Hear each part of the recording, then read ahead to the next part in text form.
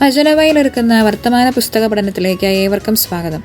72-ാം പാദം തുടർച്ച. നിന്റെ ഉപായവും തട്ടിപ്പും കൊണ്ട് മലങ്കരയുള്ള ഞങ്ങളുടെ പള്ളിക്കാരിൽ ചിലർ നിന്നെ വന്ന് കണ്ടും നിനക്ക് കീഴ്വഴങ്ങി നിൽക്കുന്നുവെങ്കിലും ഞങ്ങളുടെ പള്ളികൾ നീയും നിന്റെ കാരണവാരും പണിയിച്ചതൊന്നുമല്ല.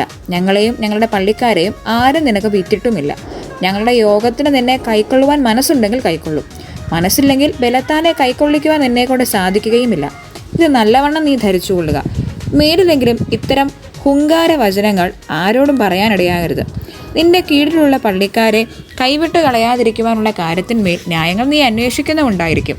ഞാൻ നിന്നോട് ചോദിക്കട്ടെ, എന്ത് ന്യായമാണ് നീ അന്വേഷിക്കുന്നത്?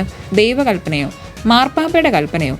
ദൈവകൽപ്പനയാണ് നീ അന്വേഷിക്കുന്നതെങ്കിൽ ഞങ്ങളുടെ മെത്രാപ്പോലിത്ത മലങ്കര മുഴുവൻ്റെയും മെത്രാപ്പോലിത്തയായി തിരഞ്ഞെടുക്കപ്പെട്ട് വാഴിക്കപ്പെട്ട നിമിഷത്തിൽ നമ്മുടെ മതത്തിനും നസ്രാണികളുടെ രക്ഷയ്ക്കും ആവശ്യമായ കാര്യങ്ങളെല്ലാം ചെയ്യുന്നതിനുള്ള ആത്മീയ അധികാരം ദൈവം തന്നെ അദ്ദേഹത്തിന് കൊടുത്തിരിക്കുന്നു. അദ്ദേഹത്തിൻ്റെ അനുവാദവും സമ്മതവും കൂടാതെ ആ ഇടവകയിൽ ആത്മീയമായ കാര്യങ്ങളൊന്നും ആർക്കും ചെയ്തുകൂടാ. ഇതാണ് വേദശാസ്ത്ര പണ്ഡിതന്മാരുടെ വിധിയെന്ന് നിനക്കു തന്നെ അറിയാമായിരിക്കും. ഇനി മാർപ്പാപ്പയുടെ കൽപ്പനയാണ് നീ സ്വീകരിക്കുന്നതെങ്കിൽ ഇപ്പോൾ നടന്നു വരുന്ന റോമാപ്പള്ളിയുടെ പതിവ് ഇടവറി ക്രമങ്ങൾക്ക് തക്കവണ്ണം